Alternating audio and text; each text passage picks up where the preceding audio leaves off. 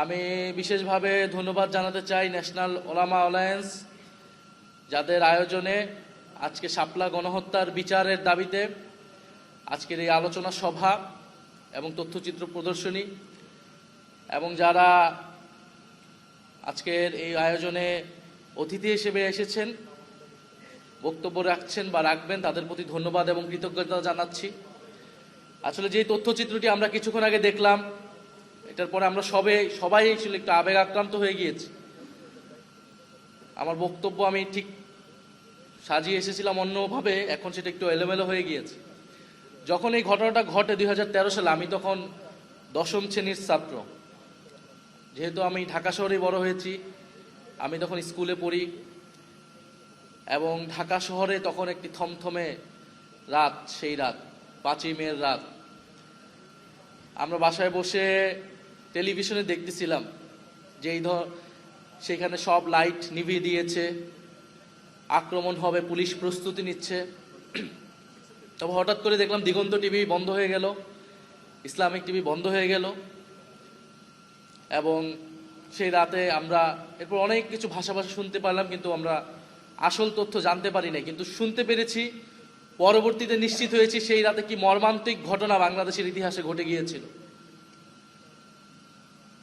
তো শাপলার এই গণহত্যা, শাপলার এই হত্যাকাণ্ড বাংলাদেশের ইতিহাসে, বাংলাদেশের রাজনীতিতে অনেক বড় একটা ক্ষত তৈরি করে গিয়েছে।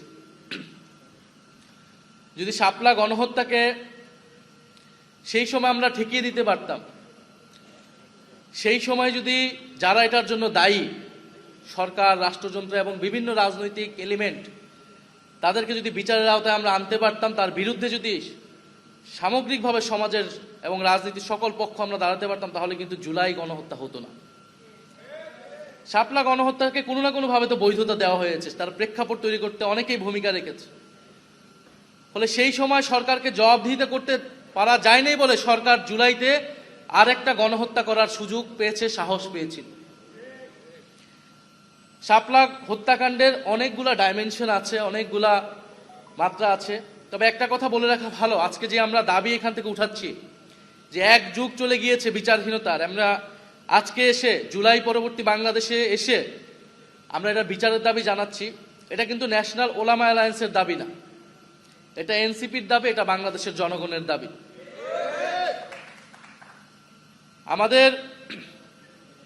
আমরা জানি 13 সালের প্রেক্ষাপটটা, যে 2013 সালে যুদ্ধাপরাধীর বিচারের দাবিতে একটা আন্দোলন শুরু হলো, এবং শেখ হাসিনা সরকারের রাষ্ট্রীয় পৃষ্ঠপোষকতায় সে আন্দোলনকে উস্কানি দেওয়া হলো বিরোধী দলকে, বিরোধী মতকে দমন পীড়নের জন্য। জামাত ইসলামী নেতাদেরকে সেই সময় হত্যাকাণ্ড করার একটা প্ল্যাটফর্ম হিসেবে একটা স্টেজ করা হলো শাহবাগের আন্দোলনকে, এবং সেই আন্দোলনে ইসলাম বিদ্বেষকে প্রশ্রয় দেওয়া হলো। খুব স্বাভাবিকভাবে এদেশের ধর্মপ্রাণ মানুষ, ধর্মপ্রাণ মুসলমান, তার ইসলাম এবং রাসূল সাল্লাল্লাহু আলাইহি সাল্লামকে নিয়ে যখন কথা বলা হবে, কটূক্তি করা হবে, তারা তার বিরুদ্ধে দাঁড়াবেই। এবং আপনারা তথ্যচিত্র দেখবেন, হেফাজত সেই সময় অনেকবার বলেছে যে যুদ্ধাপরাধীর বিচার নিয়ে কিন্তু তাদের কোনো ইস্যু ছিল না। তাদের ইস্যুটা যে এখানে ইসলামের বিরুদ্ধে যারা কটূক্তি করে, তারা এইখানে এই আন্দোলনটাকে নেতৃত্ব দিচ্ছে এবং ইসলাম বিরোধী নানান ধরনের বক্তব্য সেখান থেকে আসছে, এবং তারা তাদের একটা দাবি দেওয়া নিয়ে নাগরিক অধিকারের জায়গা থেকে তারা ঢাকা শহরে এসেছিল, সমাবেশ করেছিল। আপনি 13 দফার সমর্থন করতে পারেন, নাও করতে পারেন, কিন্তু সমাজের কোনো অংশ যদি তার মত প্রকাশের অধিকার, তার একটা দাবি দেওয়া পেশ করতে চায়, রাষ্ট্রে তার অধিকার আছে। আপনি 13 দফার সমর্থন করেন কিংবা করেন না, কিন্তু আপনি কখনোই তাদের ওপর হত্যাকাণ্ডকে, তাদের উপর দমনপীড়নকে আপনি সমর্থন করতে পারেন না একটা রাষ্ট্রে। নিরস্ত্র, নিরপরাধ, ঘুমন্ত মানুষের উপরে, প্রতিবাদকারীদের উপরে দমনপীড়ন চালানো, গুলি চালানো আন্তর্জাতিক আইন, যে কোনো আইন অনুযায়ী এটা মানবতা বিরোধী। এবং আমরা দেখেছি সেই মানবতা বিরোধী অপরাধের পরে, হত্যাকাণ্ডের পরও সংসদে দাঁড়িয়ে শেখ হাসিনা কিরকম নির্লজ্জ মিথ্যাচার করেছিল, এবং সেই সময় পত্রিকাগুলো কি ধরনের রিপোর্ট করেছিল আমরা কেউ কিন্তু ভুলে যাইনি, সেই ডকুমেন্টস এখনো আছে। হেফাজতের তাণ্ডব বলে প্রচার করা হয়েছিল। যারা ভিকটিম তাদেরকে অপরাধী হিসেবে প্রচার করা হয়েছিল, তাদেরকে সন্ত্রাসী হিসেবে প্রচার করা হয়েছিল। এবং এটাও আসলে 13 সালে হুট করে হয়েছে এরকম না। বাংলাদেশে ওয়ার অন টেরর প্রজেক্টের সময় থেকেই এই দেশের দাড়ি টুপি মাদ্রাসা আলেম ওলামাকেই এক ধরনের জঙ্গি হিসেবে চিত্রিত করার প্রবণতা আমাদের মিডিয়া সহ নানান জায়গায় আমরা দেখেছি। এবং দক্ষিণ এশিয়ায় এর সাথে আরো যুক্ত হয়েছে হিন্দুত্ববাদ। ফলে আমাদের স্বাভাবিকভাবে সাধারণ মুসলমান অনেকেই দাড়ি রাখেন, অনেকেই রাখেন না, আমাদের আলেম ওলামা মাদ্রাসা ছাত্র, তাদেরকে আদারাইজ করে ফেলা, তাদেরকে সমাজ থেকে বিচ্ছিন্ন করে ফেলা, যেন বা তারা সমাজের ভিতরে অন্য একটা সেগমেন্টের লোক, কিন্তু তারা তো আমাদের সমাজেরই অংশ, আমাদের ভাই বন্ধু, আমাদের আত্মীয় স্বজনরাই তো মাদ্রাসায় পড়ে। আমরা কেউ স্কুল কলেজে পড়েছি, আমার ভাই বোনেরা কেউ মাদ্রাসায় পড়েছে। ফলে এই যে তাদেরকে আলাদা করে দেওয়ার একটা রাজনীতি, সমাজকে বিভাজিত করে দেওয়া হয়েছে এই রাজনীতির মাধ্যমে, এটার একটা রূপ আমরা দেখেছি 13 সালে শাপলা এবং শাহবাগের মধ্য দিয়ে। এবং এর ফায়দা নেওয়ার চেষ্টা করেছে সেই সময়ের ফ্যাসিস্ট সরকার, শেখ হাসিনার সরকার। আমি আরেকটা কথা বলতে চাই যে আমার ব্যক্তিগত মত হচ্ছে রাজনৈতিক লড়াই এর দায়িত্ব আসলে রাজনৈতিক দলগুলোর। সেই সময় শাপলা এক ভাই বলেছেন যে বিএনপি তাদের সাথে ছিলেন, হেফাজতের সাথে ছিলেন, অবশ্যই সাথে ছিলেন, সাথে ছিল বিএনপি, কিন্তু বিএনপির ভূমিকা আসলে কিরকম ছিল এটা আসলে এই সময়ে এসে এটা বিশ্লেষণের দাবি রাখে। দেশের জনগণের একটা বড় অংশ যখন বিপদগ্রস্ত, এরকম একটা রাজনৈতিক হত্যাকাণ্ড হচ্ছে, রাজনৈতিক দল হিসেবে, বিরোধী দল হিসেবে বিএনপির উচিত ছিল সেই আন্দোলনের নেতৃত্ব নেওয়া, আরো বোল্ড ভূমিকা রাখা। আমরা বিভিন্ন সময় দেখি মাদ্রাসার ছাত্রদের, আলেম ওলামাদেরকে রাজনৈতিকভাবে ব্যবহার করা হয়। এই যে মৃত্যুর মুখে, গুলির মুখে ঢাকা শহরে এনে মাদ্রাসার ছাত্রদেরকে ঠেলে দেওয়া হলো, এর দায় কি বাংলাদেশের সেই সময়ের সকল রাজনৈতিক দল নেবে না? অবশ্যই আমি মনে করি নেওয়া উচিত। অবশ্যই ফ্যাসিস্ট সরকার, তার যৌথ বাহিনী, তার পুলিশ বাহিনীর এটার দায়, কিন্তু আমাদের রাজনৈতিক দলগুলার যদি আরো রাজনৈতিক ভূমিকা থাকতো, সক্রিয় ভূমিকা থাকতো, তাহলে হয়তো এই ধরনের হত্যাকাণ্ড আমরা এড়াতে পারতাম। ফলে আমরা চাই না যে আমাদের আলেম ওলামা, আমাদের মাদ্রাসা ছাত্রদেরকে তাদেরকে গুটি হিসেবে ব্যবহার করা হোক, ক্ষমতার হাতিয়ার হিসেবে কেউ ব্যবহার করুক, এবং তাদেরকে সমাজে অপরায়ণ করে রাখা হোক, সমাজে আদার করে রাখা হোক। তারা এই সমাজেরই অংশ, তাদেরও নাগরিক অধিকার আছে, তাদেরও দাবি দেওয়া থাকলে তারা সেটা প্রকাশ করবে, সরকার সেটা বিবেচনা করবে, সরকার তাদের সাথে ডায়ালগ করবে যে সেই দাবি কতটুকু তারা মানবে, কতটুকু মানবে না।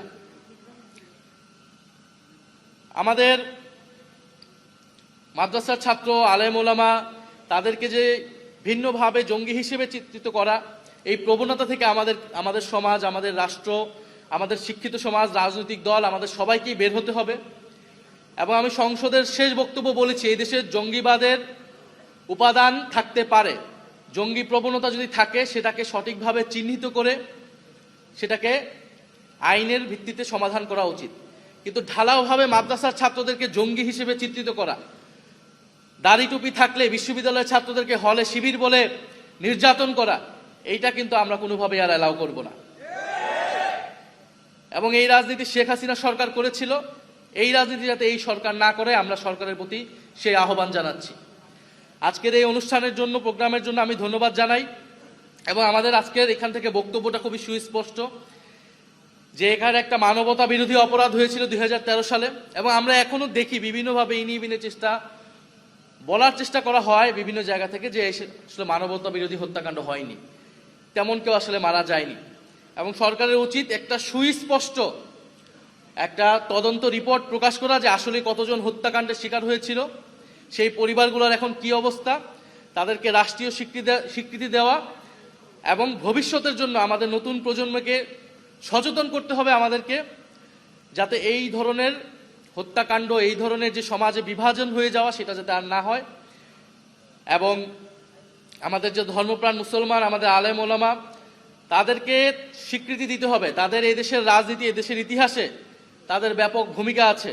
সেই ব্রিটিশ বিরোধী আন্দোলন থেকে আমাদের মহান মুক্তিযুদ্ধে এবং 2024-এর গণ অভ্যুত্থানে আলেম ওলামা এবং মাদ্রাসার ছাত্রদের ব্যাপক ভূমিকা রয়েছে। এদেশের যত গণ আন্দোলন হয়েছে, জাতীয় আন্দোলন হয়েছে, মুক্তির লড়াই হয়েছে, এদেশের আলেম ওলামা এবং মাদ্রাসা ছাত্রদের ভূমিকা রয়েছে।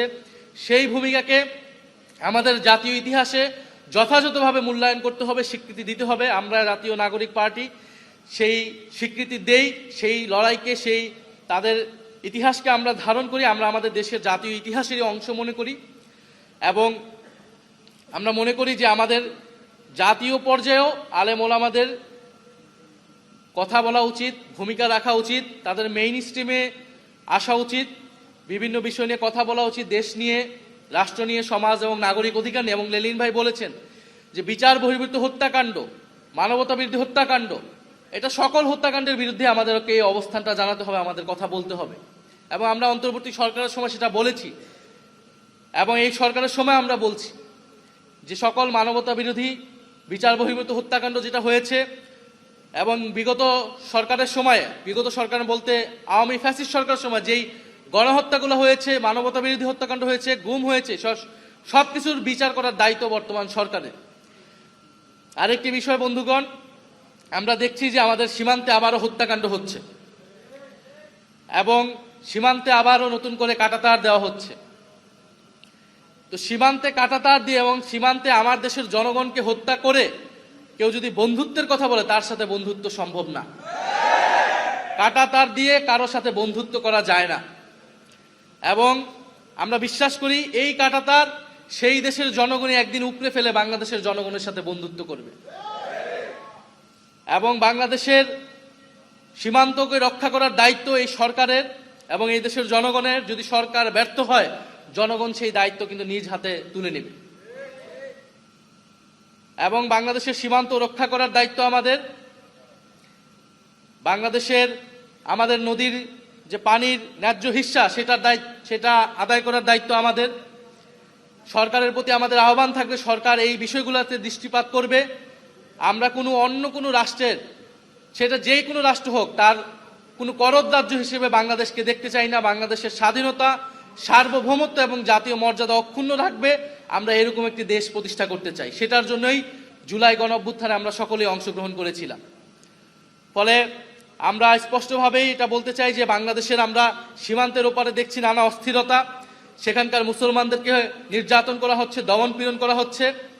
এবং বাংলাদেশেও এটা প্রোপাগান্ডা করার চেষ্টা করা হবে যে এই দেশের মুসলমানরা এই দেশের হিন্দুদেরকে নির্যাতন করছে। এই মিথ্যা প্রচার করে তারা সেইখানের মুসলমানদেরকে হত্যাকাণ্ড করার জায়েজ করবে। কিন্তু আমরা দেখেছি জুলাই গণ অভ্যুত্থানের পরও এই মাদ্রাসার ছাত্ররাই কিন্তু মন্দির পাহারা দিয়েছিল। এবং এই দেশের হিন্দুদেরকে যদি কোনো ধরনের সাম্প্রদায়িকতা করার কেউ চেষ্টা করে, স্যাবোটেজ করার কেউ চেষ্টা করবে, আমরা আমাদের ভাইদেরকে রক্ষা করার জন্য প্রস্তুত আছি। ইনশাল্লাহ আছি কি না? এদেশের মুসলমান, হিন্দু, বৌদ্ধ, খ্রিস্টান সবাইকে সবার নাগরিক অধিকার সুরক্ষায় আমরা কাজ করব, এবং এদেশের স্বাধীনতা, সার্বভৌমত্ব এবং ইসলাম রক্ষায় আমরা কাজ করব। ধন্যবাদ সবাইকে। এবং জাতীয় ওলামা অ্যালায়েন্সকে আবারও ধন্যবাদ জানাচ্ছি। জাতীয় ওলামা অ্যালায়েন্সের সম্মানিত আহ্বায়ক আশরাফ মাহাদি ভাই, সম্মানিত সদস্য সচিব সানাউল্লাহ ভাই, তাদেরকে ধন্যবাদ জানাচ্ছি। জাতীয় ওলামা অ্যালায়েন্স সারা দেশে কাজ করছে, তরুণ আলেমদেরকে সংগঠিত করছে, কাজ করছে। আমরা মনে করি জাতীয় নাগরিক পার্টি এনসিপি আলেম ওলামা এবং মাদ্রাসা ছাত্রদের যে অধিকার, সেই অধিকার নিয়ে আমরা কথা বলবো, এবং শাপলা গণহত্যার বিচার আমরা দ্রুত সময়ের মধ্যে দেখতে পারবো বলে আমরা আশা রাখছি। ধন্যবাদ সবাইকে।